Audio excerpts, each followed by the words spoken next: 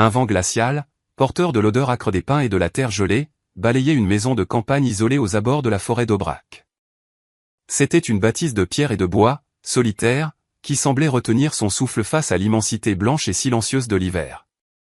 À l'intérieur, Monique, une femme dont les années avaient tissé de fines lignes de sagesse au coin de ses yeux, sentit le plancher vibrer sous ses pieds. Elle ouvrit la porte avec la lenteur prudente de ceux qui vivent seuls, et le froid s'engouffra dans la pièce, faisant danser la flamme de la lampe à pétrole posée sur la table. Devant elle, dans le halo de lumière, se tenait une louve tremblante, son pelage gris constellé de flocons de neige. Ses côtes saillantes trahissaient des semaines de faim, et ses yeux dorés, remplis d'une peur primale et d'une intelligence aiguë, fixaient Monique. Blotti contre son flanc, un louveteau, à peine plus qu'une boule de fourrure grelottante, chancelait sur ses pattes fragiles. Monique sentit son cœur se serrer. C'était un simple acte de miséricorde, pensa-t-elle, une petite chaleur offerte dans le cœur d'une nuit glaciale. Elle recula, laissant le passage libre. Mais au moment où les deux animaux franchirent le seuil, le monde derrière sembla basculer. Une tension palpable s'installa, comme si le destin lui-même, suspendu aux branches enneigées des vieux chênes, retenait sa respiration. Ces deux êtres n'étaient pas simplement perdus. Ils fuyaient quelque chose. Quelque chose qui se déplaçait sans bruit à travers les congères, une menace invisible qui les avait forcés à abandonner leur tanière, creusée sous la vieille crête rocheuse qui dominait la vallée. Monique le devina à la façon dont la louve jetait des regards furtifs vers l'obscurité, le corps tendu, chaque muscle prêt à bondir, comme si elle s'attendait à voir le danger matérialiser sa silhouette monstrueuse sur le pas de la porte. Et lorsque des pas lourds, étouffés par la neige mais indéniablement présents, résonnèrent sur la terre gelée, la vérité éclata dans son esprit. La nuit n'apportait pas que le froid. Quel secret indicible suivait ces loups à travers la tempête? Et que se passerait-il quand ce secret finirait par frapper à sa porte? Un léger heurt contre le bois épais de la porte fit sursauter Monique. Ses mains, qui entouraient une théière fumante pour en capter la chaleur, se crispèrent. Le son se répéta, plus doux cette fois, presque une supplication, comme la caresse d'une patte hésitante. Elle posa la théière sur le coin du poêle à bois et traversa la pièce, ses pas feutrés sur le plancher usé. Doucement, murmura-t-elle pour elle-même, ses doigts se posant sur le loquet de fer froid. Une bouffée d'air glacial s'infiltra lorsque la porte s'ouvrit en grinçant. Sous la faible lumière du porche, deux silhouettes se découpaient sur la blancheur aveuglante de la neige. La louve, si maigre que ses os semblaient vouloir percer son pelage d'hiver, et le petit louveteau, qui vacillait à chaque rafale de vent. Leur souffle montait en volutes pâles dans l'air polaire. La mère gardait la tête basse, mais ses yeux ne quittaient pas Monique, scrutant chaque micro-mouvement, chaque intention. La vieille femme leva une main, paume ouverte, un geste universel de paix. « Entrez, si vous voulez vous réchauffer. » La louve hésita, un tremblement parcourant son échine. Le louveteau gémit, un son si faible qu'il fut presque emporté par le vent. Un long moment s'écoula, un dialogue silencieux entre deux mères, l'une humaine, l'autre animale, unis par la fragilité de la vie face à la brutalité de l'hiver. Finalement, la louve émit un petit grognement sourd et poussa délicatement son petit en avant. Ils entrèrent, leurs pattes amortissant le contact avec le bois. Monique referma la porte derrière eux, tournant le lourd verrou. Ce fut le premier acte de bienveillance. Et c'est alors que la menace se manifesta. Un grondement profond fit vibrer le sol, si faible au début qu'elle crut que c'était le battement de son propre cœur, affolé. Mais les oreilles de la louve se dressèrent, pointues et alertes. Son corps se raidit. Elle se tourna vers la fenêtre, le museau tendu, fixant la ligne noire des arbres comme si elle s'attendait à voir quelque chose en émerger. Le louveteau pleurnicha, se pressant contre le flanc de sa mère. Monique s'agenouilla. « Qu'est-ce qui vous a amené ici ?» La louve ne répondit pas, bien sûr, mais son tremblement était une réponse suffisante. Le vent changea de direction, apportant avec lui un silence étrange, anormal. Plus de ululements de chouettes, plus de craquements de branches, aucun son nocturne habituel. Seulement le rythme lent et lourd de quelque chose qui se déplaçait au loin, hors de vue, quelque chose qui absorbait tous les autres bruits. La femme alluma une lanterne à pétrole. Sa lumière vacilla, jetant des ombres dansantes sur les étagères chargées de livres et de conserves, sur le poêle à bois en fonte, et sur les lourds manteaux d'hiver suspendus près de la porte. « Vous êtes en sécurité ici » murmura-t-elle. La louve la regarda, puis son regard retourna vers la fenêtre, comme si elle n'osait pas croire qu'une telle sécurité puisse durer. Une autre légère secousse ébranla les murs de la maison. De la poussière tomba des poutres du plafond. Monique retint sa respiration. « Il y a quelque chose dehors », dit-elle à voix basse. La flamme de la lanterne pencha sur le côté, comme poussée par une main invisible. Dehors, la neige se mit à bouger, non pas balayée par le vent, mais déplacée lentement, délibérément, comme par des pas qui s'approchaient dans l'obscurité. La flamme trembla de nouveau, s'inclinant vers la fenêtre, comme attirée par le poids glacial de la nuit. Monique la protégea de sa main. « Reste tranquille, petite flamme », chuchota-t-elle. La louve gardait son corps bas, protégeant le louveteau de son flanc. Sa respiration était rapide et saccadée, mais elle ne faisait aucun bruit. Elle fixait la forêt enneigée de l'autre côté de la vitre. Soudain, un craquement sec retentit à l'extérieur. Ce n'était pas fort, juste assez pour glacer l'atmosphère de la pièce. Monique leva la lanterne plus haut. « Quelque chose bouge », murmura-t-elle. La louve émit un grondement d'avertissement, le poil de son dos se hérissant lentement. Monique traversa la pièce, ses bottes effleurant silencieusement les planches de bois. Elle regarda à travers une fente étroite dans les volets. La neige s'accumulait sous la lueur blafarde de la lune. Les poteaux de la clôture se balançaient dans le vent. Rien d'autre. Pas d'ombre, pas de silhouette. Un autre craquement, plus proche. Le louveteau gémit. Monique se retourna. « Chut », dit-elle doucement. Le petit se serra davantage contre sa mère. La femme s'approcha du poêle à bois et souleva le couvercle en fonte. Une petite braise rougeoyait faiblement. « Le froid ne t'aidera pas », dit-elle. La chaleur, si. Elle y jeta 2 bûches de bois sec. Les flammes s'élevèrent, crépitant doucement. La louve observait, alerte, mais visiblement plus calme qu'auparavant. « Tu vois, de la chaleur », dit la femme. Elle baissa la voix. « La sécurité. » La louve cligna lentement des yeux, presque en signe de gratitude. Ce fut une micro-victoire, mais elle ne dura pas longtemps. Dehors, le vent changea encore. Cette fois, il apporta un son différent. Un bruit de neige lourde glissant le long de quelque chose de haut, de massif, d'immobile. Monique se tendit. Elle avait déjà entendu ce son. Il y a des semaines. Une nuit de tempête, une nuit où la forêt semblait étrange, habitée. Elle posa la lanterne sur la table. « Vous n'êtes pas venu ici par hasard », dit-elle doucement. « Vous avez fui ?» La louve laissa échapper un gémissement doux et bas, presque une réponse. Monique prit une couverture de laine et s'accroupit près du louveteau. « Laisse-moi voir. » La mère montra les dents, pas comme une menace, juste un avertissement. « Je ne ferai pas de mal à ton petit », dit la femme. Elle tendit une main, paume ouverte, lente, stable. Les yeux de la louve se plissèrent, puis s'adoucirent. Elle s'écarta de quelques centimètres à peine, mais c'était suffisant. Le louveteau était minuscule, ses côtes visibles, ses pattes tremblant de froid. « Vous êtes resté dehors trop longtemps », dit la femme. Elle toucha le pelage du petit. Il était glacé. Le louveteau gémit. Monique l'enveloppa soigneusement dans la couverture. « Voilà », murmura-t-elle. Bien au chaud. La louve observait attentivement, le corps tendu, mais plus sur la défensive. Un autre acte de bienveillance. Puis vint la menace suivante. Un bruit sourd secoua le mur en bois. Pas fort, mais délibéré. La lanterne à pétrole cliqueta. La louve se tourna vers la porte, montrant les dents. Monique laissa le louveteau à ses côtés. « En arrière », dit-elle doucement. « Reste près de ta mère. » Un deuxième coup, plus fort. La femme se précipita vers la petite fenêtre près de la porte. Elle souleva le volet de quelques centimètres. Des flocons de neige tourbillonnèrent autour de son visage. Elle se pencha en avant, scrutant l'obscurité. Rien. Puis, un mouvement, un léger frémissement dans la neige. Une ligne. Une trace. Comme si quelque chose avait été traîné à travers elle.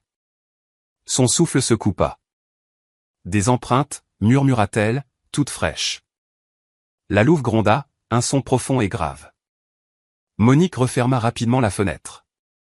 Quoi que ce soit qui soit là dehors, dit-elle, il sait que vous êtes ici. Les flammes du poêle crépitaient bruyamment, comme si elles l'avertissaient aussi. La femme saisit le vieux tisonnier en fer qui était appuyé contre le mur. Elle le serra fort. « Je n'aime pas ça », murmura-t-elle. La louve s'approcha lentement de la porte et s'arrêta à mi-chemin, le museau levé. Elle huma l'air, puis regarda Monique avec des yeux vifs et urgents. « Tu essaies de me dire quelque chose ?» dit la femme. La louve renifla. « Tu veux que j'écoute ?» Un autre reniflement. Monique s'approcha. « Qu'est-ce qui vous a poursuivi ?» La louve ne bougea pas, ne cligna pas des yeux, fixant seulement la porte. Dehors, la neige tombait plus fort, frappant doucement le toit. Puis, sous ce rythme tranquille, on entendit un faible bruit de traînée, long, lent, comme si quelque chose de lourd était tiré à travers la forêt. Le cœur de Monique fit un bond. Que Dieu nous aide. Une rafale de vent frappa la maison. Les volets s'ouvrirent brusquement pendant une fraction de seconde avant que le loquet ne se referme. La lanterne vacilla violemment, manquant de s'éteindre. De la poussière pleuvait des poutres. Le louveteau cria. La louve le couvrit instantanément. Monique leva le tisonnier à quelques centimètres de la porte. « S'il entre, nous nous tiendrons ensemble, dit-elle. La louve se plaça à ses côtés, son épaule effleurant la jambe de la femme. Ce n'était pas hostile, c'était solidaire. Pendant un instant, cette étrange alliance apaisa la respiration de Monique. Puis vint la nouvelle incertitude. Un fin faisceau de lumière balaya la fenêtre de la maison. Ce n'était pas la lumière de la lune, ni la lueur d'une lanterne, c'était une lumière en mouvement. Quelqu'un ou quelque chose était là dehors. Le faisceau s'arrêta, se figea, pointé directement sur la porte. Monique murmura, « Qui est dehors par ce froid ? Et que cherche-t-il » Le grognement de la louve devint plus profond, vibrant à travers les planches du sol. Puis, un unique coup sourd résonna dans la maison. Un coup sans hâte, mais pas amical non plus. Le coup sourd résonnait encore aux oreilles de Monique. La louve serra le louveteau contre elle avec son museau. Le petit passa la tête sous la couverture, les yeux grands ouverts et les oreilles basses. La flamme de la lanterne à pétrole trembla, comme si elle voulait aussi se cacher. Un autre coup, plus fort cette fois. Monique déglutit. « Qui vient en visite avec une tempête pareille ?» murmura-t-elle. Aucune réponse de l'extérieur. Seulement le sifflement de la neige qui tombe. Elle se pencha vers la louve. « Reste derrière le poêle à bois. » Elle lui dit, « Garde le louveteau à l'abri. » La louve ne bougea pas. « S'il te plaît, » ajouta la femme. « Fais-moi confiance cette fois. » La louve sembla peser la demande. Puis elle se tourna, poussa son petit et le guida derrière le poêle en fonte. Leurs corps disparurent dans le coin sombre. Seul le faible reflet de leurs yeux subsistait. C'était un acte de confiance. Elle choisit de se cacher, pas de se battre. Monique se redressa et se dirigea vers la porte. Sa main tremblait en atteignant le loquet. « Qui est là » appela-t-elle. Une voix masculine répondit, calme, officielle. « Garde forestier, ouvrez, madame. » Les mots se glissèrent sous la porte comme une fumée froide. « Garde forestier » répéta-t-elle. « Oui, madame. Nous devons vous parler. » Sa poitrine se serra. Le garde forestier signifiait des règles, des papiers, des ordres. Le genre de pouvoir qui ne criait pas, mais qui forçait quand même les portes à s'ouvrir. Elle ouvrit la porte de quelques centimètres. Une rafale d'air froid entra, apportant de la neige et une légère odeur de pain. Une silhouette se tenait sur le porche, enveloppée dans un manteau épais, le bonnet baissé. Un petit insigne brillait sur sa poitrine. Dans une main, il tenait une lampe de poche, dans l'autre, une pile de papier plié. « Bonsoir, dit-il. » Sa voix resta douce, presque polie. « Désolé de vous déranger. »« Qu'est-ce qui vous amène ?» demanda-t-elle. Il inclina la tête vers la forêt. « Il y a eu des problèmes avec les loups, dit-il.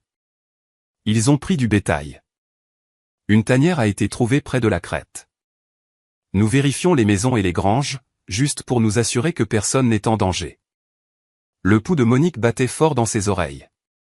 Elle essaya de garder un visage impassible. En danger? Oui, madame. Une mère avec un louveteau. Les animaux acculés peuvent être imprévisibles. Derrière le poêle, la louve tremblait. L'homme se racla la gorge. Ça vous dérange si j'entre un instant? Il est tard, dit-elle. Une tempête se prépare. C'est pour ça que je suis ici maintenant, répondit-il. Avant que ça n'empire. Il leva sa lampe de poche, et la lumière traversa l'entrée. Elle éclaira le poêle, la table, et les manteaux suspendus. Centimètre par centimètre, elle rampa vers le coin où les ombres cachaient la fourrure et la peur. Monique se décala, bloquant partiellement la vue. Le sol est mouillé, dit-elle. Faites attention avec la lumière. Oui, madame. Des flocons de neige s'accumulaient sur ses épaules pendant qu'il attendait. Il n'entra pas de force, n'éleva pas la voix. Pourtant, sa présence emplissait l'entrée comme une menace silencieuse. Avez-vous vu quelque chose d'étrange ce soir? Demanda-t-il. Elle le regarda dans les yeux. Le vent est étrange, dit-elle. Le silence est étrange. Mais c'est juste l'hiver. Il étudia son visage pendant un long moment. Les traces mènent près d'ici, dit-il. Son cœur fit un bond. Des traces récentes. D'une mère et de son petit. Il regarda par-dessus son épaule. Vous vivez seul ici, madame? Seulement moi, dit-elle, et la théière. Un léger cliquetis se fit entendre derrière le poêle. Le louveteau avait poussé une pierre branlante. Le regard de l'homme s'aiguisa. Vous êtes sûr? Elle esquissa un léger sourire. Je parle au poêle quand il gronde, dit-elle. Ça compte. Quelque chose dans son ton le fit hésiter. Le vent sifflait entre les arbres derrière lui, un son long et grave qui ressemblait presque à un avertissement. La flamme de sa lampe de poche trembla. Il soupira. Nous ne sommes pas là pour causer des problèmes, dit-il. Nous avons juste besoin de savoir où sont passés les loups. Des ordres sont venus du village. Si nous ne les trouvons pas, d'autres le feront. Des hommes qui ne frapperont pas à la porte d'abord. C'était la menace polie, légale. Pas un fusil pointé, juste la promesse d'homme pire. Les doigts de Monique s'agrippèrent au bord de la porte. Et que ferait-il s'il les trouvait? Demanda-t-elle. Il regarda les papiers qu'il tenait à la main. Il y a un ordre d'abattage, dit-il doucement, signé et scellé. Il y a eu trop d'attaques cette saison. La loi dit qu'ils doivent être éliminés. Éliminés, répéta-t-elle. Le mot lui laissa un goût amer. Nous le ferions proprement, ajouta-t-il.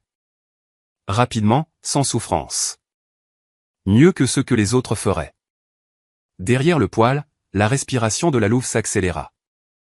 D'une manière ou d'une autre, elle savait que son destin se décidait avec des mots chuchotés et du papier plié. Monique respira lentement. Je n'ai vu aucun loup, dit-elle. Seulement le vent qui trace ses propres chemins dans la neige. L'homme la regarda de nouveau, la mâchoire serrée. Vous êtes sûr? Absolument sûr. Le poêle crépita, lançant une petite étincelle vers le haut. L'homme sursauta et tourna sa lampe de poche vers lui. Cette brève distraction fut sa petite victoire. Dans cet éclair de lumière, le louveteau se glissa plus profondément dans les ombres. La louve gisait immobile sur le sol, le corps raide comme une pierre. L'homme baissa sa lampe de poche. La tempête fermera bientôt la route, dit-il. Je fermerai la porte à clé ce soir. Je le fais toujours, répondit-elle. Il leva les papiers. Si vous voyez quelque chose, prévenez le village. La vie restera en vigueur jusqu'à ce que quelqu'un dise le contraire. Elle fixa le sceau sur la première page. Encre officielle, autorité froide. Et qui pourrait changer un tel avis? Demanda-t-elle. Il haussa légèrement les épaules. Il faut plus d'une voix, dit-il. Il faut une preuve qu'ils ne sont pas un danger. Il retourna sur le porche. La neige crissait sous ses bottes. Bonne nuit, madame. Bonne nuit, répondit-elle. Elle ferma la porte et mit le verrou. La lueur de sa lampe de poche diminuait à chaque pas qu'il faisait, s'éloignant de la maison. Bientôt, il ne resta que de faibles points de lumière se déplaçant entre les arbres, qui disparurent ensuite dans le rideau blanc de la neige. La pièce devint silencieuse. La louve sortit lentement de derrière le poêle, le regard fixé sur la porte. Le louveteau la suivit, toujours enveloppé dans la couverture. Monique les regarda. Puis elle regarda la table où le sceau de la vie restait gravé dans son esprit. « Ils veulent en finir avec vous ?» dit-elle doucement. La louve la fixa, la poitrine agitée. La femme prit une profonde inspiration. « Peut-être qu'ils ont tort, murmura-t-elle. Peut-être que ce n'est pas vous le danger ici. » Le vent frappa de nouveau les murs, plus fort cette fois. Quelque part au-dessus de la maison, la neige bougea avec un gémissement profond et lourd, comme si la montagne elle-même se retournait dans son sommeil. Le regard de Monique se posa sur les poutres basses du plafond. Une nouvelle pensée s'insinua dans son esprit, froide et désagréable. « Et si le vrai danger n'est pas à l'extérieur de la porte, chuchota-t-elle, mais qu'il attend au-dessus de nous, prêt à tomber. » Les poutres du toit émirent un craquement lent et menaçant. La fissure dans le plafond s'étendit avec un long gémissement grave, comme un avertissement jaillissant directement des os de la maison. De la poudre de neige tomba doucement sur la manche de Monique. Elle la secoua, levant les yeux vers les poutres. La louve se tendit. Le louveteau se pressa contre ses jambes. Monique murmura, tranquille, la montagne bouge. Mais la louve ne se détendit pas. Elle fixait le plafond, comme si ce qui se trouvait au-dessus d'eux n'était pas seulement de la neige et du bois. Le poêle à bois siffla. Une bûche se fendit à l'intérieur, projetant des étincelles contre la paroi en fonte. Monique se plaça sous la poutre. « Tenez bon, murmura-t-elle. Pas cette nuit. » La louve gronda doucement. « Entends-tu quelque chose que je n'entends pas ?» demanda la femme. Une légère vibration parcourut le sol. Ce n'était pas le bruit sec de pas, ni le doux rugissement du vent. C'était quelque chose de plus profond, comme une pression qui poussait d'en haut. Elle saisit la lanterne à pétrole. Sa lumière révéla de fines fissures, semblables à des toiles d'araignée, qui s'étendaient le long de la poutre. « Nous avons peut-être un problème. » La louve s'avança, le corps bas et la queue raide. Elle poussa la jambe de Monique avec son museau, puis regarda vers le mur du fond. « Tu veux que je bouge ?» demanda la femme. La louve gronda de nouveau, avec plus d'urgence. Monique respira lentement. « D'accord, guide-moi. » La louve se dirigea vers le coin le plus éloigné, où se trouvait une petite porte à moitié cachée derrière une étagère. Monique fronça les sourcils. Le sous-sol. La louve la regarda. « Tu penses que c'est plus sûr en bas qu'ici ?» Un autre grondement sourd. La femme poussa l'étagère. « D'accord, murmura-t-elle. Jetons un œil. » Elle ouvrit la porte du sous-sol. Un air froid et remonta d'en bas. La lanterne éclaira des marches raides et l'obscurité au-delà. « Il n'y a pas beaucoup de lumière là-dessous, » dit-elle. La louve descendit la première, portant le louveteau délicatement entre ses dents. Monique la suivit, la lanterne à la main. Ses bottes crissaient sur les marches en bois tandis qu'elle atteignait le sol en terre battue. L'air était froid et calme, trop calme. La louve déposa le louveteau sur une pile de sacs en toile de jute, puis tourna son attention vers le plafond. Monique suivit son regard. Un autre grondement secoua la maison au-dessus d'elle. « Alors tu savais que quelque chose allait arriver ?» murmura la femme. « Tu savais que le toit ne tiendrait pas ?» La louve ne répondit pas, gardant seulement son regard fixé vers le haut. Un autre son filtra à travers les planches du sol. Un craquement suivi d'un lourd glissement. De la neige qui glisse, du bois qui ploie. Le louveteau gémit. Monique s'agenouilla à ses côtés. « Chut, lui dit-elle. Nous allons te garder en sécurité. » Ce fut l'acte de bienveillance. Puis vint la nouvelle menace. Un fracas assourdissant secoua la maison. De la poussière pleuvait. La louve sauta devant le louveteau. La lanterne se balança violemment dans les mains de Monique. Le toit s'effondre, chuchota-t-elle. Un deuxième fracas suivit, plus fort. Quelque chose d'énorme frappa le sol au-dessus avec une force qui fit vibrer les bocaux sur les étagères du sous-sol. Mais qu'est-ce que? Un autre fracas. Puis un autre. Monique retint sa respiration. Ce n'est pas le toit. La louve gronda, le poêle hérissé. Au-dessus d'eux, des palans se déplaçaient sur le plancher. Pas beaucoup, juste un, lourd, mesuré. Quelque chose ou quelqu'un se promenait dans la maison. Les mains de Monique se crispèrent sur la poignée de la lanterne. Nous étions seuls. Qui est entré après son départ? Les pas s'arrêtèrent juste au-dessus de la porte du sous-sol. Le silence devint lourd comme une pierre tombale. Monique murmura, a-t-il suivi les traces? Où les a-t-il faites? La louve gronda plus fort, les babines retroussées. Le louveteau se cacha parmi la toile de jute. Puis un souffle bas se glissa à travers les planches du plafond. Un son trop profond pour un homme, trop contrôlé pour une bête. Qu'est-ce que tu es? Chuchota Monique. Les pas se remirent en mouvement, plus lents cette fois, comme s'ils étudiaient la disposition de la maison. Monique retint sa respiration. S'il sait que cette porte mène ici. La louve se rapprocha de son petit, le corps ramassé, prêt à bondir. Au-dessus d'eux, le loquet du sous-sol cliqueta. Monique se figea. Non, chuchota-t-elle. Pas ça. Le loquet cliqueta une deuxième fois. Puis une troisième. Le bois gémit sous la pression. Une petite pluie de poussière tomba sur les cheveux de Monique. Elle leva la lanterne vers les poutres. Attends, murmura-t-elle. Juste attends. Le loquet cessa de bouger. Silence. Froid, lourd.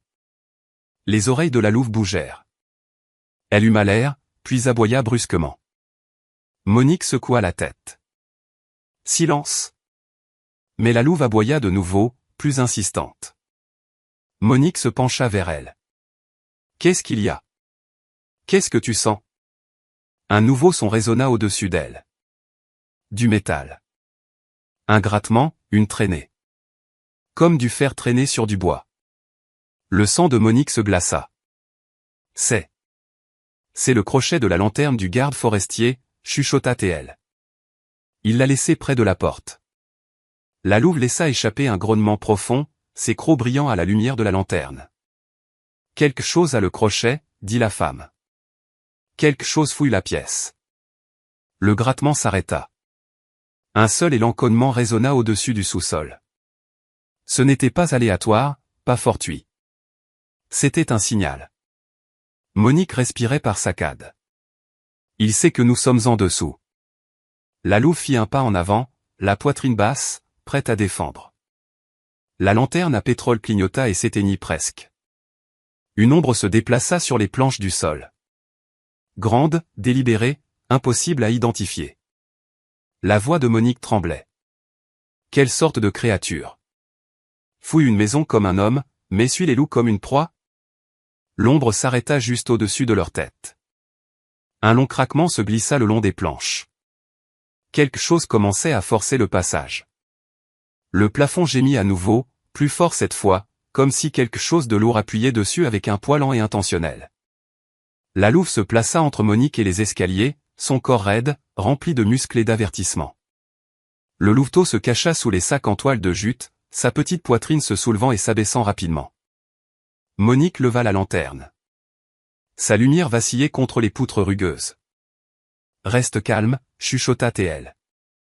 Un doux grondement répondit d'en haut. La louve gronda profondément, ses yeux fixés sur les planches du plafond qui tremblaient comme des côtes fragiles. Une longue fissure apparut au-dessus, mince, mais s'élargissant. De la poussière tombait, reflétant la lueur de la lanterne comme des cendres flottantes.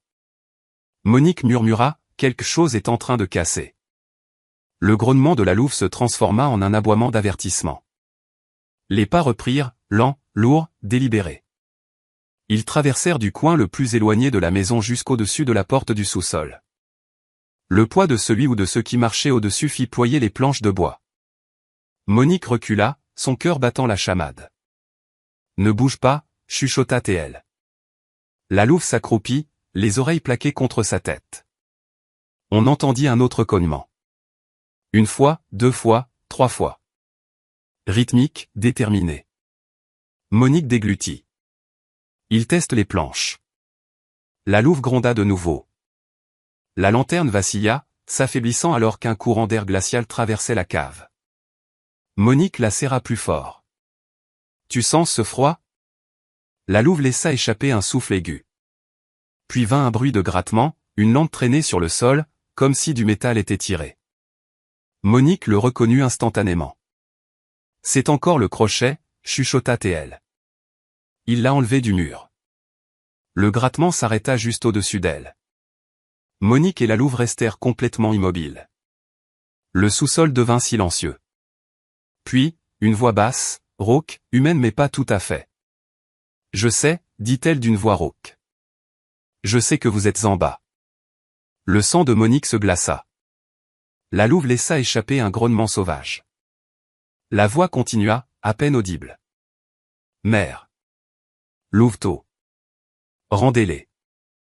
Monique fit un pas en avant, brandissant la lanterne comme si c'était un bouclier. Laissez-les tranquilles, chuchota T.L. Un coup violent s'abattit sur la porte du sous-sol. La poussière explosa vers le bas. Les planches plièrent vers l'intérieur, cédant sous la pression. Le louveteau cria. La louve bondit en avant, aboyant furieusement. Un autre coup, plus fort, brisa l'une des charnières supérieures. Le bois éclata. Monique recula en trébuchant. Il va entrer. La louve sauta sur les escaliers, se plaçant là où la porte s'effondrerait. Ses crocs brillèrent à la lumière de la lanterne. Non, chuchota Monique. Ça va te tuer. Elle attrapa la louve par le cou et la fit descendre doucement d'une marche. Reste avec moi. Nous restons ensemble. La louve hésita, puis obéit, descendant d'une marche pour protéger le louveteau. Ce fut son moment de bienveillance, bref mais intense. Puis, la nouvelle menace revint de tout son poids. Un troisième coup fendit le centre de la porte du sous-sol. Une rafale d'air glacial s'engouffra par la fente. À travers elle, un seul œil apparut, sombre, humide, sans cligner. Monique haleta. La louve se jeta en avant, mordant la fente. Un grognement guttural jaillit de l'autre côté. Les planches tremblèrent alors que quelque chose tirait en arrière. Puis, plus rien. Silence. Profond, lourd, étrange. Monique baissa la lanterne, confuse. Pourquoi a-t-il arrêté? La louve monta 2 marches, humant l'air. Ses oreilles bougèrent. Un doux gémissement s'échappa de sa gorge. Monique écouta. Pas de pas, pas de grattement, pas de respiration au-dessus. Peut-être qu'il est parti, chuchota T.L. La flamme de la lanterne se balança légèrement vers le coin le plus éloigné du sous-sol. Monique fronça les sourcils. Pourquoi le courant d'air vient-il de là? La louve se tourna brusquement vers le même coin. Monique leva la lanterne plus haut. Sa lueur révéla le mur de terre, et quelque chose de plus. De fines fissures là où la terre n'aurait pas dû bouger. Des fissures en forme de porte taillées dans le sol. Mais qu'est-ce que? Chuchota T.L. Un léger coup se fit entendre derrière le mur de terre, doux, comme si quelqu'un y avait posé la main. La louve recula, les oreilles plaquées contre sa tête. Elle poussa le louveteau plus en arrière, derrière ses pattes. Monique sentit son cœur s'accélérer. Il est derrière le mur maintenant. Un autre coup sourd, puis une longue traînée vers le bas, comme des ongles creusant dans la terre compacte. La lanterne s'affaiblit à mesure que le froid s'intensifiait. Le mur de terre se bomba, à peine, puis s'immobilisa. Monique chuchota, il a trouvé un autre chemin. La louve gronda, ses muscles se tendant. Un dernier son s'éleva de derrière le mur, un murmure calme et saccadé qui fit dresser les cheveux sur la tête de Monique. Ouvre. Ou il ouvrira. La terre bougea de nouveau, cette fois vers l'intérieur. Quelque chose creusait un tunnel vers le sous-sol. Monique recula, levant la lanterne d'une main tremblante. La louve se plaça devant le louveteau, montrant les dents. La poussière tombait comme des cendres. Puis, une longue fissure déchira le mur de terre. Une main, pas tout à fait humaine, se glissa à travers. De longs doigts froids, cherchant. Monique haleta. Mon Dieu! La louve se jeta en avant, aboyant avec une rage pure. La main se retira. Le mur trembla. Un grognement bas, profond et contre nature vibra à travers la terre. Monique chuchota, combien d'entrées y a-t-il dans cette maison, et combien de temps avant que l'une d'elles ne cède? La terre se gonfla vers l'extérieur, et un visage, à moitié caché, à moitié né de la terre, commença à forcer le passage. Le visage qui se frayait un chemin à travers la terre n'avait pas de forme définie, seulement le contour approximatif de traits imprimés dans la terre, comme si le sol lui-même gardait le souvenir de quelque chose de vivant. Monique recula, la lanterne à pétrole tremblant dans sa main. La louve se prépara, montrant les dents, son corps formant un bouclier autour du louveteau. La terre bougea de nouveau. Un long gémissement sourd filtra à travers le mur. Monique murmura, « Cette terre n'est pas faite pour bouger comme ça. » Une mince fissure s'ouvrit à partir du renflement en forme de créature, déversant une douce pluie de poussière sur le sol du sous-sol. La louve gronda profondément et constamment, avertissant ce qui se cachait derrière la terre. Puis, silence. La créature terrestre ne continua pas à pousser, ni ne se retira.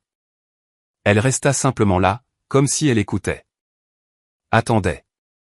Monique remplit ses poumons d'air. « Reste derrière moi », chuchota Théel. La louve ne bougea pas. Une inhalation faible et humide vint de derrière le mur.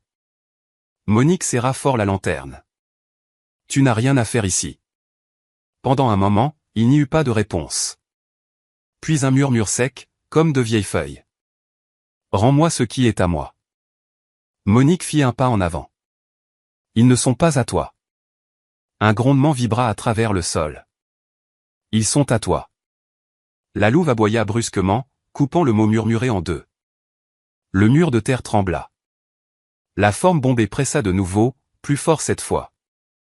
Monique leva la lanterne, laissant sa lumière éclairer le contour du visage. Les ombres se tordaient d'une manière qui lui retourna l'estomac. « En arrière » dit-elle fermement. « Tu m'entends ?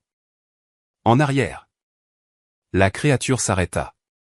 Puis le plafond du sous-sol gémit. Une profonde fissure s'ouvrit dans les poutres au-dessus. La neige du toit glissa avec un bruit sourd. La flamme de la lanterne dansa sauvagement. Monique leva les yeux. Le toit s'effondre. La louve se jeta vers les escaliers, puis revint vers le mur de terre.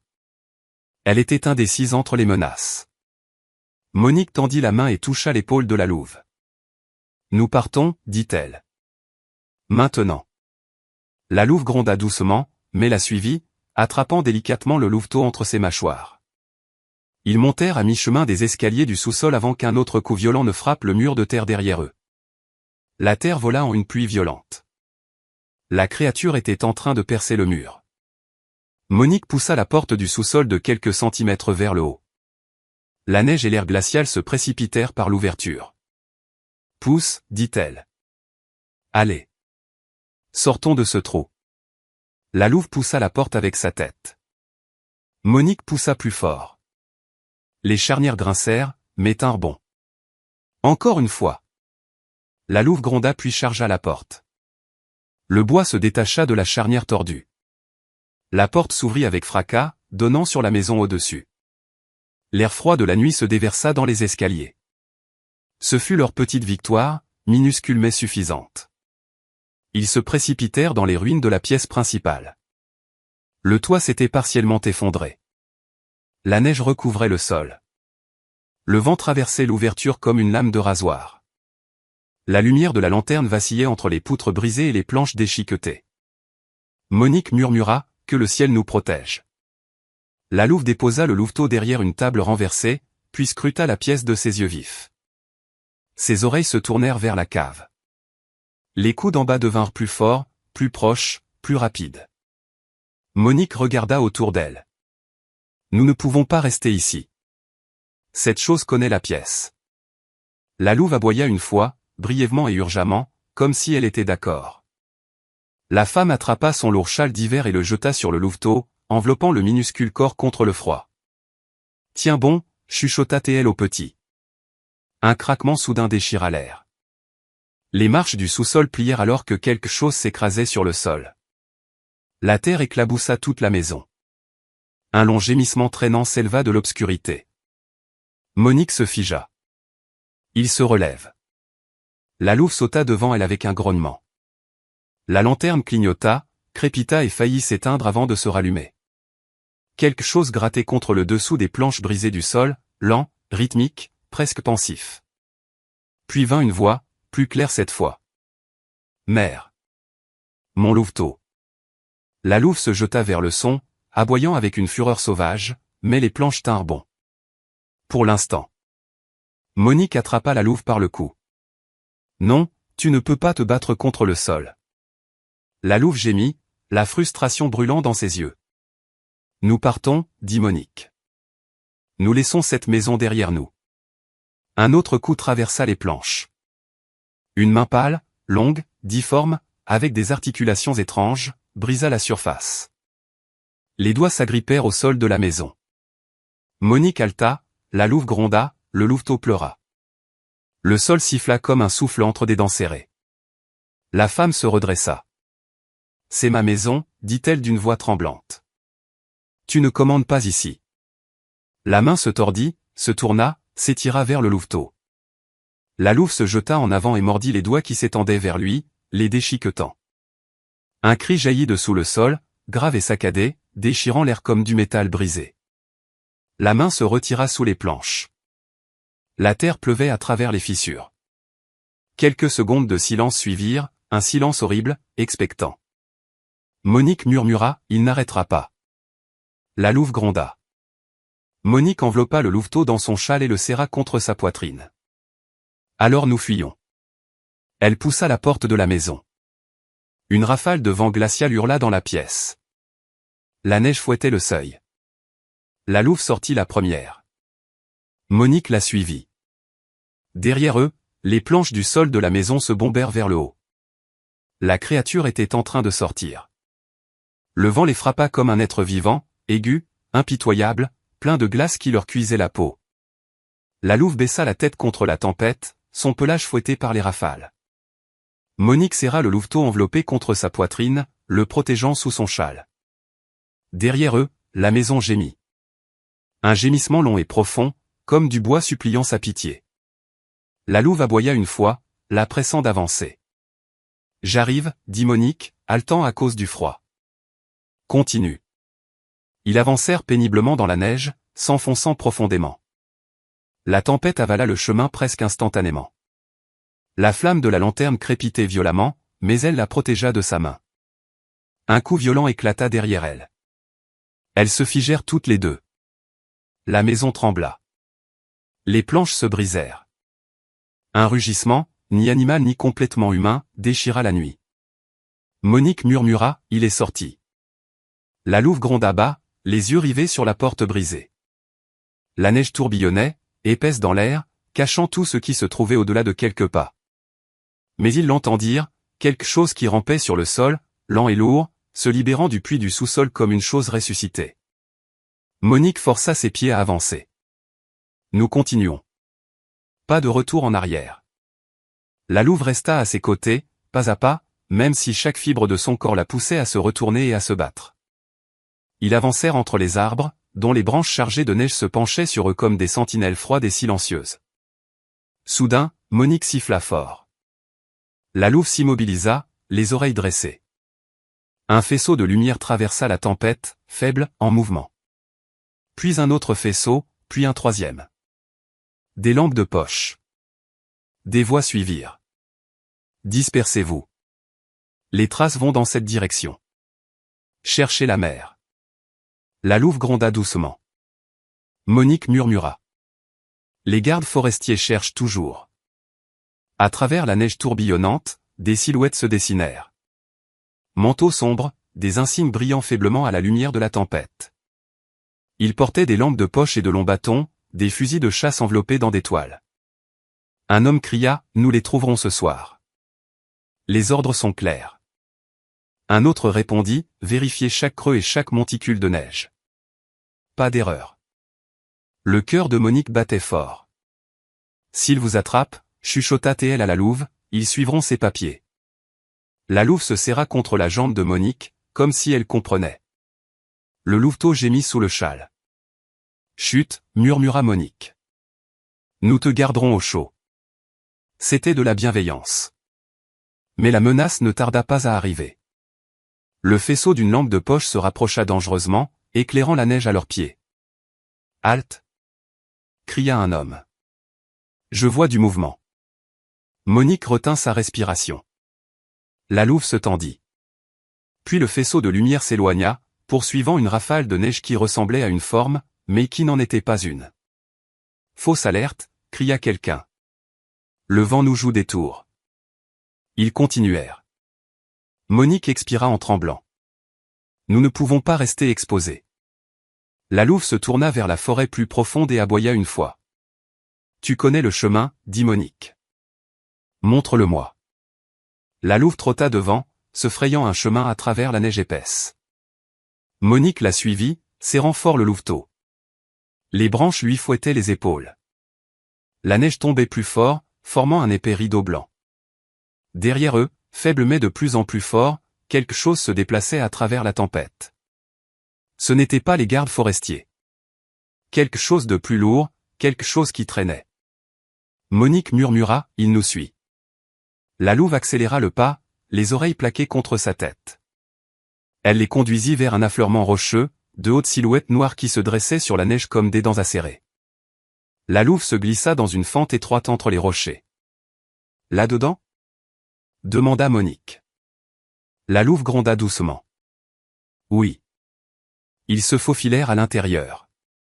La fente donnait sur une petite cavité protégée du pire de la tempête. Monique se laissa tomber sur un rocher, haletante. La louve arpentait l'entrée, humant l'air.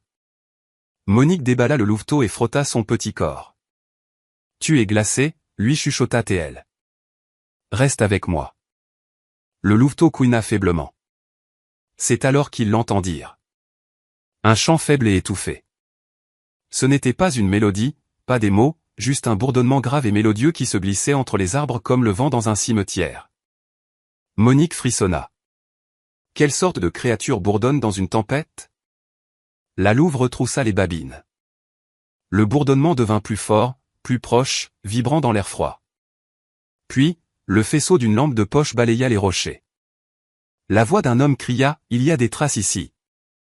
Apportez une lanterne. » Monique se tendit.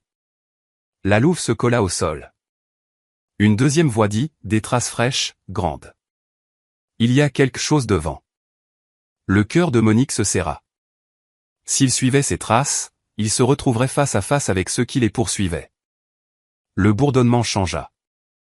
Il venait maintenant de la direction opposée, contournant les hommes. Un homme cria, tremblant, « Vous entendez ça ?»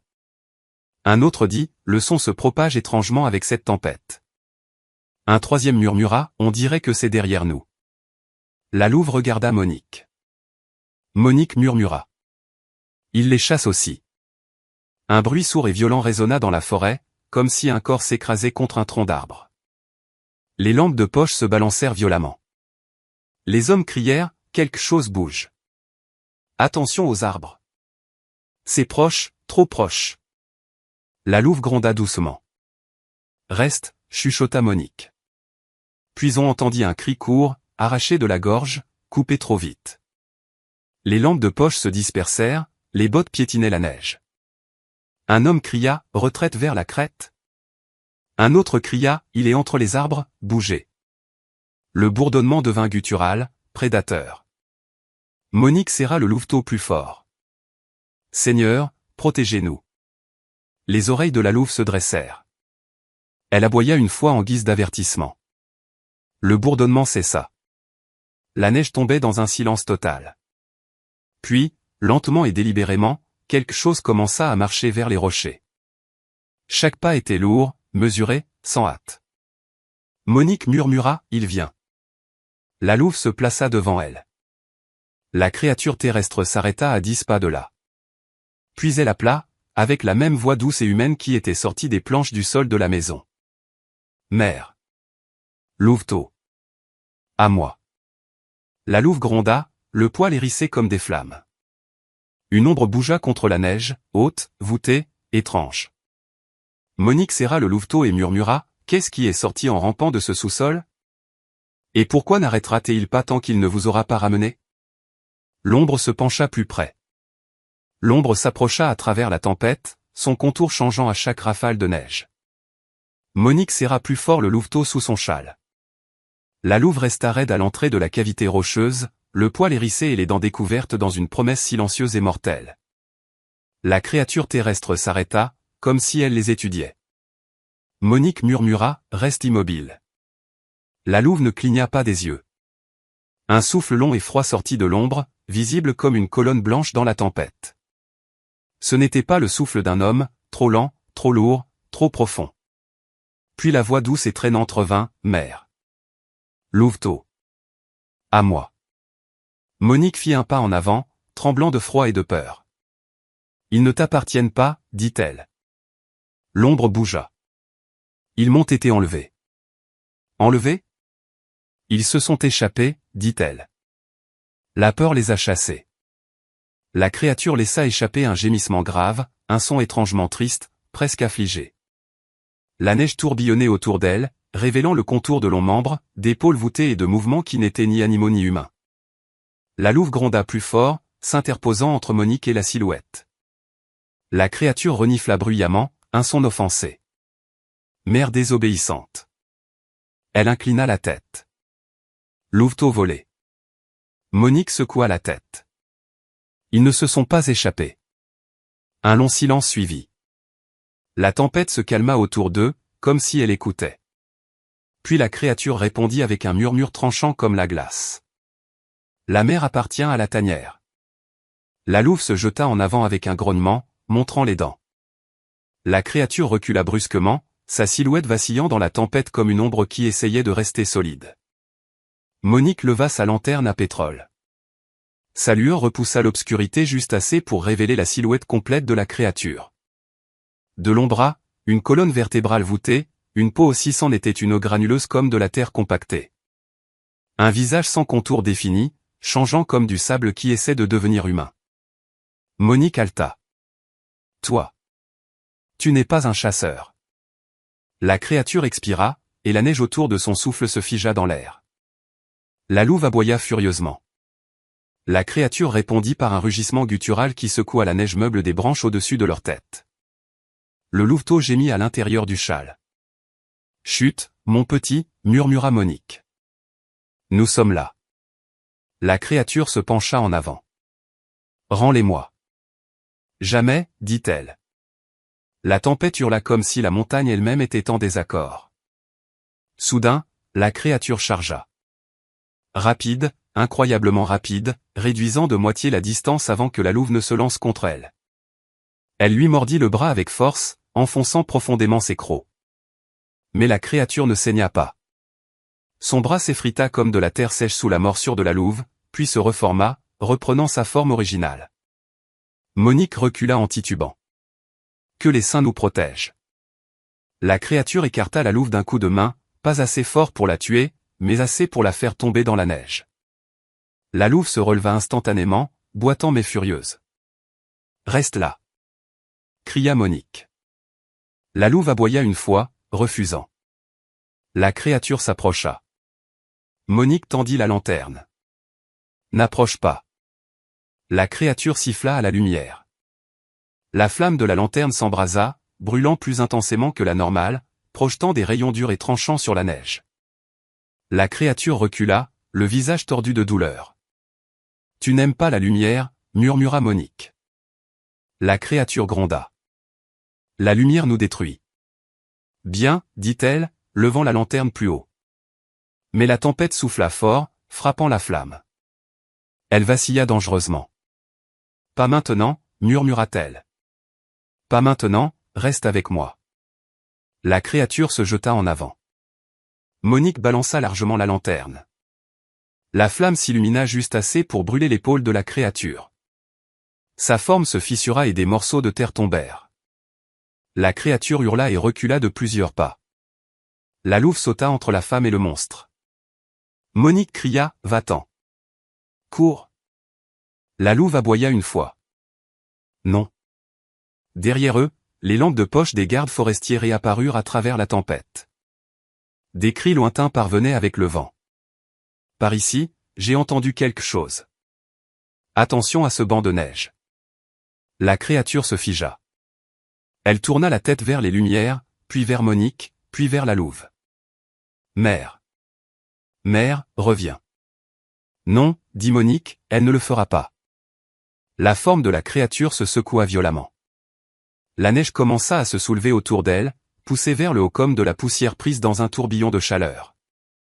La louve fit un pas en avant, grognant férocement, chaque muscle prêt à se battre. La créature gronda, non pas de colère, mais de rejet. Tu choisis mal. Monique serra fort le louveteau. Je choisis la vie. La créature rugit. Une onde de choc devant les frappa, faisant tomber Monique à genoux. Le louveteau glissa du châle et roula dans la neige. Non. Cria-t-elle. La louve se jeta en avant, attrapa le louveteau avec ses mâchoires et sauta en arrière, juste au moment où le bras de la créature balayait le sol, laissant une tranchée dans la neige là où le louveteau était tombé. Les cris des gardes forestiers devinrent plus forts. Par la crête, quelque chose a bougé. Allumez les lanternes. La créature siffla aux lumières, en colère, frustrée. Puis elle se tourna vers Monique, la voix pleine de menaces. La lumière ne peut pas te retenir pour toujours. La louve gronda.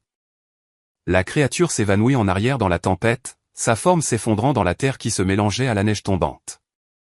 Elle disparut. Monique expira en tremblant. Il reviendra. La louve la regarda, le louveteau dans la gueule, comme pour demander, et maintenant? Monique ajusta son châle. Maintenant, nous courons, avant que cette chose ou ces hommes ne nous retrouvent.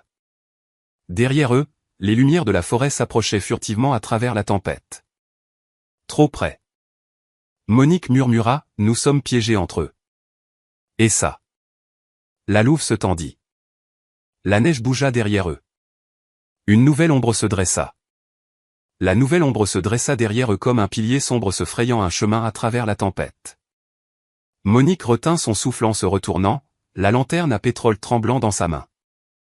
La louve se tourna la première, se plaçant entre la femme et la forme imminente, son louveteau bien agrippé sous sa poitrine. Pendant un instant, personne ne bougea. Puis l'ombre fit un pas en avant, entrant dans la lueur de la lanterne. Ce n'était pas la créature terrestre. Cette fois, c'était un homme, le manteau couvert de neige, un insigne épinglé sur la poitrine, son souffle fumant dans l'air glacial. C'était Stéphane, le garde forestier, un fusil de chasse sous le bras. Il regarda Monique, les yeux plissés. « Madame, que faites-vous ici ?» Monique prit une profonde inspiration. « La tempête m'a chassé de chez moi. » Le toit s'est effondré. L'homme leva sa lampe de poche, et la lumière balaya la cavité. Elle éclaira la louve, le louveteau, le châle de Monique enroulé autour du petit corps, le poil hérissé de la mère. Ses yeux s'agrandirent. « Vous avez la mère. » La louve gronda doucement. L'homme serra fort sa lampe de poche. « Les ordres disent qu'elle est dangereuse. » Monique fit un pas en avant, bloquant sa vue du louveteau. « Elle a froid, elle a peur, et elle m'a sauvé la vie. » L'homme secoua la tête. « Ça ne marche pas comme ça, madame. Elle a attaqué le bétail. Il y a un avis. Signé et scellé. » La louve gronda, montrant les dents. L'homme se tendit. « Cet animal est une menace. »« Non, » dit Monique fermement. « C'est une mère. » Il la fixa, la mâchoire serrée. Le vent sifflait entre les rochers comme un avertissement. « Ce louveteau, dit-il en pointant sa lampe de poche, elle lui apprendra les mêmes habitudes. C'est comme ça que les meutes causent des problèmes. » La voix de Monique s'aiguisa. « Vous avez tort. » La louve fit un pas en avant, un grognement grave au fond de sa poitrine. L'homme leva sa main libre. « N'approche pas, » prévint-il. La louve ne scia pas. Une deuxième lampe de poche apparut dans la neige tourbillonnante. Un autre garde forestier entra dans la clairière. « Que as-tu trouvé, Stéphane ?» Le premier homme répondit, « La mère. » Les yeux du second homme se durcirent. Alors feignant. Monique haleta. « Vous ne pouvez pas. »« Madame, écartez-vous, » dit le second homme. « Les ordres sont les ordres. »« Non, dit-elle, elle est avec moi. »« Elle ne devrait pas l'être, » répondit-il. La louve gronda plus fort. Les hommes levèrent leurs fusils. « Non, » murmura Monique. « Pas ici. » Nous faisons notre devoir, dit Stéphane. Alors vous êtes aveugle à la vérité, répondit-elle. Quelle vérité? Exigea Théil. Monique désigna les profondeurs de la forêt. Il y a autre chose qui chasse ici. Il est venu pour elle, il est venu pour moi. Les hommes ne baissèrent pas leurs armes. Le second homme ricana. La tempête vous fait voir des choses. Il a arraché le sol, murmura-t-elle. Il a rampé à travers la terre. Stéphane fronça les sourcils. Que voulez-vous dire? Un son l'interrompit. Un bourdonnement grave et résonnant flottait dans la tempête. Trop profond pour être le vent, trop constant pour être naturel. Les lampes de poche vacillèrent, la neige tremblait à leurs pieds. Le visage du second homme pâlit. Qu'est-ce que c'est? Un autre son suivit, une lampe traînait dans la neige. Stéphane se rapprocha de Monique. Qu'y a-t-il là dehors? Elle le fixa. Quelque chose qui veut les loups. Les hommes se regardèrent, mal à l'aise. Une ombre bougea entre les arbres, haute, voûtée, glissant sans laisser de traces. Les hommes pointèrent leurs fusils vers elle. Qui est là? Cria Stéphane. L'ombre ne répondit pas. Elle se pencha simplement plus près, changeant de forme comme du brouillard qui essaie de former un corps. Le louveteau gémit, la louve s'accroupit. Le second homme murmura, ce n'est pas humain. Monique dit, maintenant, vous comprenez. L'ombre s'étira, formant de longs membres, inclinant la tête avec une curiosité lente et dérangeante. Le bourdonnement s'intensifia. Mère, murmura-t-elle. Les gardes forestiers reculèrent à l'unisson. Mais qu'est-ce que? Monique l'interrompit. Ne tirez pas. Le second homme cria, pourquoi pas? Parce que vous ne ferez que l'énerver davantage, répondit-elle. La créature terrestre fit un pas en avant, son corps vacillant comme s'il était fait de terre mouvante et de neige flottante. La louve gronda, et le poil de son dos se hérissa comme une crête de feu. La créature murmura, louveteau. À moi. Non. Cria Monique. Stéphane leva son fusil. Baissez vos armes. La créature siffla, un son comme de la vapeur frappant du fer glacial. La neige explosa vers le haut dans un vortex tourbillonnant, coupant l'air. Les gardes forestiers reculèrent en titubant, se protégeant le visage. La créature étendit son bras, avec des doigts longs et aiguisés comme des griffes, et se jeta sur la louve. Monique poussa le louveteau vers la fourrure de la louve. Cours! La louve attrapa le louveteau et sortit en courant de la cavité. La créature se lança à sa poursuite. Stéphane tira. Pan! Mais la balle traversa la forme changeante de la créature, dispersant des morceaux de terre qui se reformèrent instantanément. C'est fait de terre! Cria-t-il. C'est. La créature se jeta sur lui. Il fut projeté en arrière, tombant dans la neige, sa lampe de poche glissant sur le sol. Le second homme cria, retraite! Retraite! Monique attrapa la lampe de poche tombée. Levez-vous! Stéphane gémit, luttant pour se relever. L'ombre se tourna vers elle. Elle leva la lanterne en l'air. Laissez-les tranquilles. La créature siffla et recula, mais seulement légèrement. La lumière s'estompe, murmura-t-elle. Et nous aussi. Effectivement, la flamme de la lanterne vacilla, s'affaiblit. La créature se pencha plus près. La louve aboya sauvagement au loin, appelant à l'aide.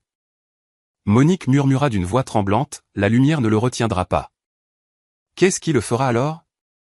La créature étendit ses doigts vers elle. Son ombre avala la neige.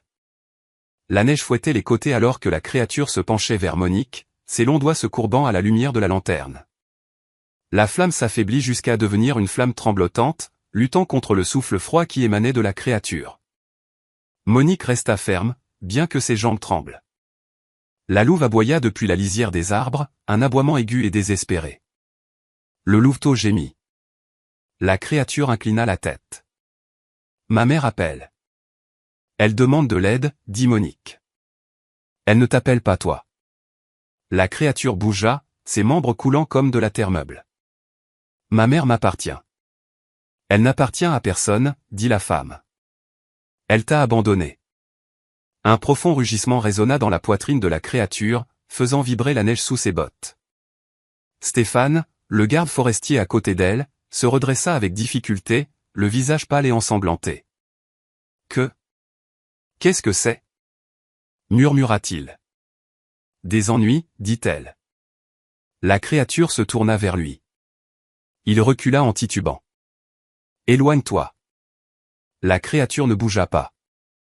Elle l'observa. Attendit. Monique réalisa quelque chose de glaçant. Elle n'était pas intéressée par les humains, seulement par les loups. Ton différent est avec eux, chuchota-t-elle. Pas avec nous. La tête de la créature bougea brusquement. Mère. Reviens. Elle ne le fera pas, dit Monique. La créature laissa échapper un long sifflement. La neige tourbillonna en un cercle serré autour d'elle, se soulevant comme une tempête de neige miniature. Ne le provoquez pas, murmura Stéphane. Je ne l'ai pas provoqué, dit-elle. La vérité l'a fait. La créature se tendit soudainement. Elle tourna la tête vers la forêt où la louve avait disparu avec le louveteau. L'estomac de Monique se noua. Il va les poursuivre. Elle attrapa Stéphane par la manche. Aidez-moi. Il secoua la tête, paralysé par la terreur. Vous ne pouvez pas poursuivre cette chose. Je le dois, dit-elle. Ils sont seuls. La créature commença à se déplacer, glissant sur la neige sans laisser de traces, attirée par l'odeur des loups en fuite. Monique prit le fusil de chasse tombé. Indiquez-moi la sécurité. Stéphane déglutit. Vers la crête, un terrain rocheux plus difficile à traverser. La forme de la créature coulait comme du sable dans la tempête. Elle est rapide, murmura-t-elle, trop rapide. Nous avons besoin de plus de lumière, dit l'homme, cherchant à tâtons ses allumettes. Alors allumez-les, dit-elle brusquement. Il essaya, les mains tremblantes, mais le vent éteignit chaque flamme en un instant. Monique fixa la flamme mourante de la lanterne. Ta lumière s'éteint. La mienne aussi. La silhouette de la créature s'enfonça plus loin dans les arbres. Monique serra les dents. J'y vais, avec ou sans vous. Cette chose va vous tuer, haleta l'homme. Elle se retourna une fois. Mieux vaut moi qu'une mère et son enfant. L'homme hésita, puis la suivit. D'accord, mais restez prêts. Ils s'enfoncèrent dans la tempête. Plus ils s'enfonçaient, plus la forêt devenait sombre. La neige devenait plus profonde. Les branches pendaient bas, chargées de glace. Toutes les ombres semblaient bouger. Chaque rafale de vent ressemblait à un murmure. Monique protégea la lanterne de ses mains. Ne t'éteins pas, chuchota-t-elle. Derrière eux, Stéphane leva son fusil, scrutant les arbres. Il ne viendra pas pour nous, dit-elle. Pas d'abord. Devant, un faible cri traversa la tempête. Le louveteau. Puis un second son, un coup sourd et profond qui secoua la neige des cimes des arbres. Monique haleta, il les a acculés. Ils coururent. Les grognements de la louve résonnaient dans le froid. Le louveteau gémit de nouveau. Ils arrivèrent dans une clairière formée par des arbres tombés. La louve se tenait à l'extrémité la plus éloignée, le corps arqué autour de son petit. Son pelage était hérissé comme des piquants de fer. Elle claqua des mâchoires avec une fureur désespérée. La créature terrestre se dressait devant elle. Sa forme était étrange, trop haute, trop longue, les membres pliés à des angles qu'aucun os ne devrait permettre. La neige tourbillonnait autour d'elle dans un cyclone frénétique. Sa voix se glissa à travers le froid. Mère. Viens. La louve répondit par un aboiement défiant et perçant. La créature chargea. Monique cria « Non ». Elle se lança dans la clairière, la lanterne levée. Stéphane cria « Madame, arrêtez ». Elle ne le fit pas. La flamme de la lanterne brûla, non pas à cause du combustible ou du vent, mais par sa pure volonté de protéger. « Laissez-les tranquilles » cria-t-elle. La créature recula. La flamme projeta une lumière aiguë et tranchante sur sa forme changeante, divisant sa silhouette comme de la fumée déchirée par le vent. La créature recula d'un pas. La louve se jeta aux côtés de Monique, le louveteau caché sous son corps. C'est ça, dit la femme. Reste derrière moi. Le murmure de la créature devint bas et menaçant. Tu ne peux pas m'arrêter. Regarde-moi faire, dit-elle. La lanterne crépita, puis se stabilisa. Un petit miracle. La créature rugit, faisant trembler le sol. La neige se transforma en une violente tempête autour d'elle. En arrière, cria Stéphane, levant son fusil. Non, prévint-elle, les balles ne servent à rien. Mais il tira quand même. Le coup de feu retentit au milieu du blizzard, et pour la première fois, la créature tituba. Monique écarquilla les yeux. Il vous a touché, murmura-t-elle. La créature gronda. Sa forme se fractura momentanément, et de la terre et de la neige tombèrent de sa poitrine comme une coquille brisée. L'homme fixa son fusil. Comment? La voix de Monique tremblait. Ce n'était pas la balle. Alors quoi? Le son, murmura-t-elle. Elle déteste le son. La créature se tordit, se tenant la poitrine tandis que l'écho du coup de feu résonnait dans les collines. Monique se tourna vers la louve. Nous pouvons la faire reculer. Un autre rugissement secoua la clairière, profond, furieux, blessé. La créature leva la tête. La neige autour d'elle commença à s'affaisser, comme si la terre en dessous s'ouvrait. Monique murmura, elle s'enfonce. Et effectivement, la créature commença à sombrer dans la neige, se dissolvant dans le sol comme une ombre tombant dans l'eau. La louve aboya, prise de panique. Monique murmura, elle ne fuit pas, elle se repositionne. Le sol trembla, non pas derrière eux, ni devant, juste sous leurs pieds. Le sol trembla sous leurs bottes, provoquant de petits ruisseaux de neige qui dévalaient en cascade la clairière inclinée. La louve sauta en arrière, s'enroulant autour de son louveteau. Monique tituba, balançant violemment la lanterne à pétrole. Stéphane, le garde forestier, planta ses bottes et agrippa son fusil de chasse d'une main tremblante. Un profond gémissement s'éleva d'en bas, comme si la montagne elle-même se réveillait. Monique murmura, il est sous nous. Stéphane murmura, comment combat-on quelque chose qui est sous terre? On ne le fait pas, dit-elle. On s'écarte de son chemin. La louve aboya brusquement, les pressant de se diriger vers les arbres. Monique hocha la tête. Elle connaît le danger. Bougez. Ils coururent, la neige volant sous leurs pieds. Le sol trembla de nouveau, plus fort cette fois. Une ligne s'ouvrit à travers la clairière, droite, étroite et rapide, serpentant vers eux comme une fissure vivante. Stéphane cria, il nous suit? Monique haleta. Pas nous. Elle. La louve poussa le louveteau avec son museau, le guidant vers la lisière des arbres. La fissure la suivit, les poursuivant avec une précision terrifiante. Plus vite!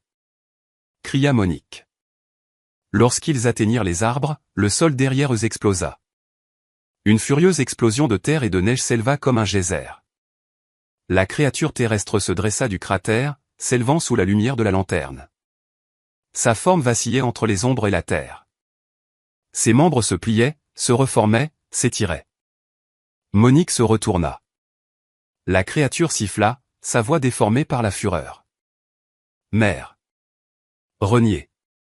La louve se tint ferme, grognant avec une rage qui transperçait la tempête. La créature fit un pas en avant et Stéphane tira de nouveau avec son fusil. Crac.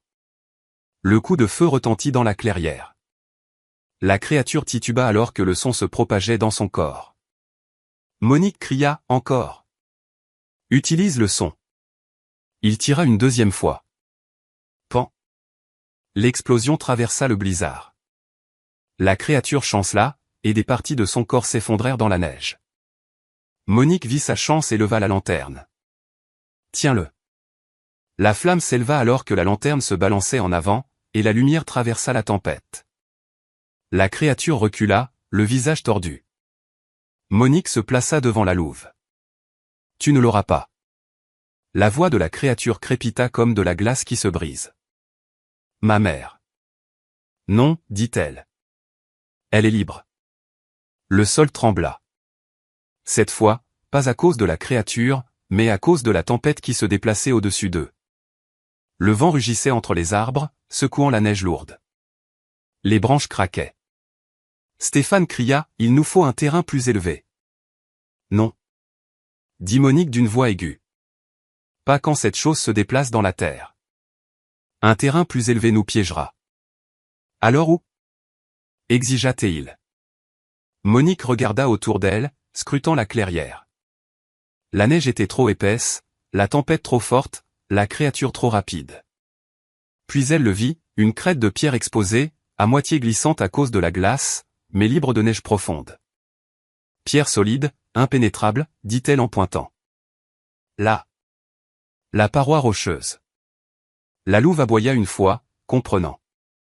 Ils coururent vers la crête, leurs bottes glissant, la louve sautant devant. La créature chargea derrière eux, traînant la moitié de son corps en régénération dans la neige. Stéphane tira de nouveau. Crac. La créature se convulsa. Des morceaux de terre et de pierre furent projetés en l'air. Sa voix se transforma en un rugissement. Monique cria, continue de tirer. Je suis presque à court. Cria-t-il en retour. Alors utilise ta voix, dit-elle. Elle déteste le bruit. Il cligna des yeux. Quoi? Crie. Le sol derrière eux explosa alors que la créature se jetait en avant. Stéphane porta ses mains à sa bouche et hurla, « Et par ici !» La créature recula. Monique cria à son tour. Il cria plus fort. « Tu nous veux? Viens nous chercher !» La créature poussa un cri horrible et grinçant, mais elle ralentit. La louve sauta sur la crête de pierre, ses griffes grattant la roche. Monique grimpa derrière elle, balançant la lanterne. Stéphane la suivit, criant davantage pour tenir la créature à distance. La créature percuta la ligne de rocher et s'arrêta. Ses longs doigts grattaient inutilement la pierre, incapable de creuser. Monique s'effondra à genoux. Elle ne peut pas passer. Dieu merci. La louve blottit son louveteau sous son ventre, haletant bruyamment. Stéphane s'appuya contre le rocher, tremblant. Et maintenant? La créature contourna la paroi rocheuse, mais dès qu'elle toucha à nouveau la terre, elle devint plus grande, plus forte, plus définie. Monique murmura, elle tire sa puissance de la terre. La créature leva brusquement la tête. Ses yeux, ou ce qui en tenait lieu, se fixèrent sur eux. Mère, dit-elle d'une voix rauque, reviens à la tanière. Monique fit un pas en avant, agitant la lanterne. Elle ne partira pas. C'est toi qui le feras. Le sol au pied de la crête trembla. La créature n'essayait pas de grimper. Elle essayait de faire tomber toute la paroi rocheuse. La louve aboya brusquement, les avertissant. Stéphane cria, elle va faire tomber la crête sur nous. Monique murmura, il nous faut un nouveau plan. Un long craquement déchirant retentit dans la nuit. Le rocher bougea. La neige tomba en plaques. La voix de la créature s'éleva en un bourdonnement profond et grinçant. La montagne répondit par un gémissement. Monique serra fort la lanterne. Elle ne fait pas que chasser. Elle déracine la montagne. La crête frémit sous eux, faisant rouler des pierres sur la pente glacée. La louve s'accroupit, enveloppant le louveteau de son corps pour le protéger. Monique leva la lanterne, sa flamme agitée de côté et d'autre par le vent violent. Stéphane posa une main sur le rocher, se préparant au grondement de la montagne sous l'assaut de la créature. Une profonde fracture fendit la roche couverte de neige. Ce n'était pas naturel. C'était tiré. La créature traîna ses longs bras à travers la terre. Les doigts se fondirent dans le sol et se reformèrent alors qu'elle canalisait la puissance sous la crête. La neige tourbillonnait en une colonne torsadée, entourant le monstre comme une tempête vivante. Stéphane cria par-dessus le vent, elle détache la crête. Monique serra fort la lanterne. Nous tenons bon. Madame, ce rocher ne tiendra pas si elle continue de tirer. Il le doit, dit-elle. Les loups ne peuvent pas courir sur la neige ouverte. La créature pressa son front, si elle en avait un, contre le sol. Son murmure s'éleva comme une prière devenue menace. Mère, louveteau. Reviens à la tanière. La louve gronda férocement, avançant malgré la terre qui tremblait. Monique secoua la tête. Reste prêt, ma fille. Ce n'est pas ton combat seul. Mais la louve ne recula pas. Elle aboya une fois, un son aigu et défiant. La créature siffla. La neige explosa vers le haut alors que son corps s'élevait, dominant la crête. La tempête autour d'elle s'intensifia, tirant sur le châle de Monique comme des doigts avides. Stéphane stabilisa son fusil. Si elle brise la crête, nous sommes finis. Alors distrais-la, dit Monique. Avec quoi? Demanda-t-il. Avec du son, répondit-elle. Il comprit, prit une profonde inspiration et hurla de toutes ses forces. Et, par ici, démon rampant de la terre. La créature recula, sa forme vacillant comme de la fumée fouettée par le vent. Le vortex de neige hésita. Monique fit un pas en avant, tenant la lanterne en l'air. Lumière et son. Continue d'utiliser les deux. La créature poussa un cri métallique et aigu. La montagne trembla sous leurs pieds. La louve se jeta aux côtés de Monique, les yeux brillants comme le feu. Le louveteau s'approcha, couinant doucement. « C'est mon petit courageux », murmura Monique. Ce fut son acte de bienveillance. Puis la menace frappa plus fort que jamais. La créature frappa de son énorme bras la base de la crête. La roche se fendit encore plus. Un fracas assourdissant résonna dans toute la forêt. Monique trébucha. La louve la stabilisa d'une poussée. Stéphane cria, « Si elle fait tomber la crête, nous tomberons avec. » La créature leva son autre bras, accumulant neige et terre autour d'elle, comme une armure. Monique murmura, « Veut-elle nous enterrer ?» La louve aboya, essayant d'attirer l'attention du monstre. La créature s'arrêta, se tourna et se concentra sur elle. Elle fit un pas vers la louve, allongeant ses membres de manière contre nature. Monique cria, « Reste à mes côtés. » Mais la louve resta ferme, le corps tremblant, le poil hérissé par la tempête. La créature leva une main énorme, en forme de griffe, et l'ombre engloutit la louve. Stéphane brandit son fusil et tira à bout portant. Crac! L'écho brisa le silence. La créature chancela, projetant de la terre et de la glace en l'air. Monique cria, « Encore !»« Je n'ai plus de balles !» cria-t-il. Le fusil cliqua inutilement. La créature retrouvait son équilibre. Sa voix se transforma en un grognement si profond qu'il vibra à travers la crête. Mère désobéissante. Monique leva la lanterne. Viens me chercher à la place. La tête changeante de la créature se tourna vers elle. Laisse-la. Cria-t-elle. Fais-moi face. La flamme de la lanterne brilla plus intensément, d'un éclat contre nature, comme si elle se nourrissait de sa peur et de sa détermination. La créature chancela. Monique fit un autre pas vers le bord de la crête. Alors. La créature poussa un cri et se jeta sur elle, les bras étendus, les ombres se tordant autour de sa forme. La louve se lança sur le côté et mordit profondément la jambe de la créature. La terre s'effrita. La créature trébucha. Monique balança la lanterne en avant. La lumière embrasa la poitrine du monstre. La créature rugit, se tenant la poitrine tandis que des fissures se propageaient sur son torse. Stéphane cria. Elle se désintègre. Continue de la secouer. Cria-t-elle. Comment? Du bruit. Il hurla au milieu de la tempête. Et. En bas. Allez. La créature se tordit, se penchant en arrière de manière contre nature alors que le son frappait son corps. Monique balança de nouveau la lanterne. La flamme de la lanterne explosa en une intense flamme dorée. Elle cria, « Ils ne t'appartiennent pas. » La créature tomba à genoux. La neige se dispersa. Les ombres se dissolvèrent. Sa voix se déforma. « Ils sont à moi? » Non. Cria-t-elle. Ils sont libres. La créature s'effondra encore plus, son corps se fissurant comme de l'argile sèche. La montagne gronda, menaçante. Stéphane cria, « Elle fait tomber la crête avec elle. » Monique attrapa la fourrure de la louve. En haut. Bouge. La louve attrapa le louveteau avec ses mâchoires. La créature se releva une dernière fois, à moitié formée, gardant à peine sa forme, et s'étira vers eux. Monique leva la lanterne. La flamme explosa en une lumière blanche pure, assez brillante pour peindre la tempête d'or. La créature cria. Sa forme se divisa en fragments d'ombre. Le sol se fendit sous elle. Elle tomba, et la crête trembla avec une force terrifiante. Monique cria, « Cours !» La louve sauta vers la lisière des arbres. Stéphane la suivit, glissant et grimpant. Monique trébucha derrière eux, la lanterne toujours allumée. Derrière eux, la crête commença à s'effondrer.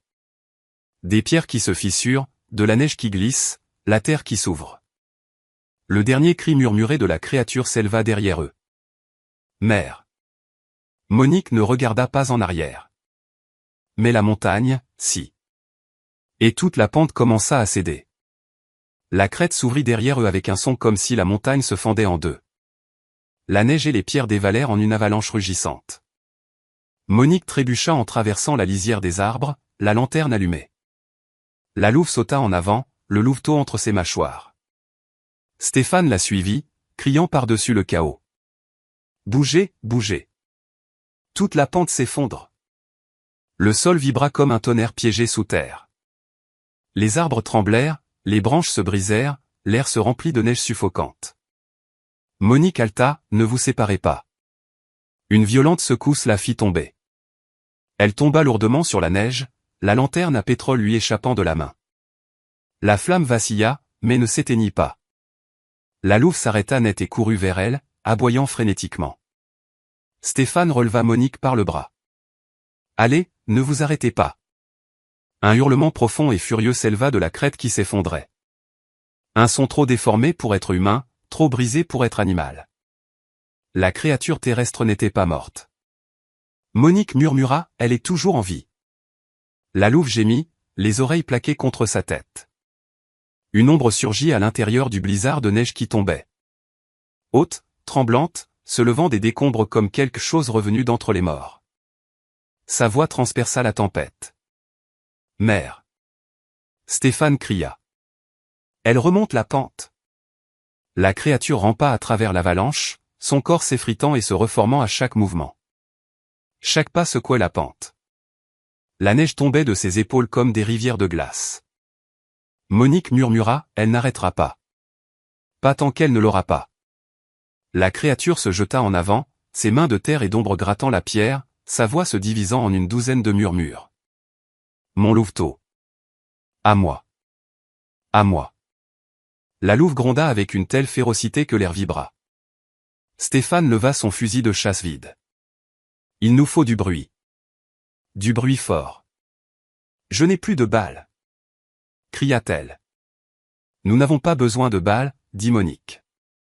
Elle attrapa le canon du fusil. Nous avons besoin du fracas. Elle frappa fort le fusil contre un tronc d'arbre. Clang. La créature tituba. Encore. Cria-t-elle. Stéphane écrasa son fusil contre un rocher. Clang. La créature cria, et des morceaux de son corps commencèrent à se détacher. La louve aboya brusquement, ajoutant son propre hurlement déchirant. Mais l'avalanche rugissait de plus en plus fort derrière la créature, la poussant plus près, plus près, plus près. Monique cria, courez vers le lit de la rivière. Là, la terre est plus fine. Ils s'enfuirent entre les arbres, la neige leur fouettant le visage, la forêt ployant sous la tempête. Derrière eux, la créature avançait avec fracas, faisant sauter le sol à chaque pas. Monique attrapa la lanterne. Reste avec moi. Ils débouchèrent sur une rivière gelée, peu profonde. La glace craquait sous leurs bottes. Elle était fine, instable, dangereuse. Stéphane secoua la tête. Cette glace ne nous supportera pas. Elle n'a pas à nous supporter, dit-elle, elle doit se briser sous lui. La créature émergea de la lisière des arbres, énorme, s'effritant, désespérée. Elle s'approcha furtivement de la glace. Monique cria, maintenant. Faites du bruit. Stéphane frappa la glace avec son fusil. Crac. Monique piétina avec sa botte. Crac. La louve aboya, aboya et aboya. La créature poussa un cri alors que la glace sous elle se fendait en longues lignes irrégulières. Elle se jeta en avant. Monique leva la lanterne. Reste en arrière. La créature tendit la main vers le louveteau. Les doigts s'étirèrent, l'ombre se déversa. Mais la glace céda. La rivière rugit sous elle. La créature tomba avec un hurlement guttural, plongeant la moitié de son corps dans l'eau noire. Le courant la saisit instantanément, séparant la terre et l'ombre. Monique cria, continuait de crier. Stéphane beugla au milieu de la tempête. En bas, reste en bas. La louve aboya jusqu'à s'en déchirer la gorge. La forme de la créature se dissolvait. Les bras fondirent, la tête se brisa en morceaux flottants dans la terre. Son murmure s'éleva une dernière fois. Mais... La rivière l'entraîna vers le fond. Un dernier clapotis, une dernière bulle. Puis, silence. La tempête se calma. Le vent s'apaisa. La neige se déposa. Monique s'effondra à genoux, s'agrippant à la lanterne. C'est fini. La louve la poussa doucement, déposant le louveteau tremblant sur ses genoux. Stéphane s'appuya sur son fusil, haletant. Je n'ai jamais rien vu de tel. Monique caressa la fourrure froide du louveteau. Il y a des choses qui ne sont pas faites pour être vues. La louve lui lécha la main. Monique murmura, la voix brisée par le soulagement et l'épuisement. Maintenant, vous êtes en sécurité. Mais le lit de la rivière sous eux gronda faiblement. Juste une fois, un unique tremblement, à peine perceptible. Stéphane se tendit. Vous avez senti ça? Monique leva la tête, plissant les yeux, écoutant le silence qui suivit. La louve se blottit plus près de sa jambe. Monique murmura, était-ce la rivière qui bougeait? Ou quelque chose qui essayait de se relever? Le tremblement s'évanouit dans la terre gelée, doux comme un soupir. Puis le silence, le vrai silence, s'installa sur le lit de la rivière. La tempête se calma jusqu'à devenir un doux murmure. La neige tombait légèrement au lieu de fouetter avec force. Le vent ne hurlait plus de faim. Monique expira, et son souffle se condensa devant elle. C'est fini, murmura-t-elle, plus pour elle-même que pour quiconque. La louve s'approcha d'elle, les pupilles dilatées mais fermes. Elle déposa le louveteau dans les mains tremblantes de Monique. Le petit gémit et enroula ses pattes dans son châle. Elle sourit doucement. Tu as tenu bon, murmura-t-elle. Tu es en sécurité. Stéphane baissa lentement son fusil. Pour la première fois depuis qu'ils avaient fui la maison, ses épaules se détendirent. Je ne sais toujours pas contre quoi nous nous sommes battus, dit-il. Mais c'est parti. Quoi que ce soit, c'est parti. Monique hocha la tête. La montagne la reprit. Il la regarda, perplexe. Vous croyez vraiment que c'est ce qui s'est passé? Elle contempla l'eau glacée. Il y a des choses qui sortent de la terre, et il y a des choses qui y retournent. Ce soir, elle est retournée. Stéphane ne discuta pas. La louve poussa le genou de Monique avec son museau, puis appuya doucement son front contre sa main dans un geste de confiance tranquille, durement gagné.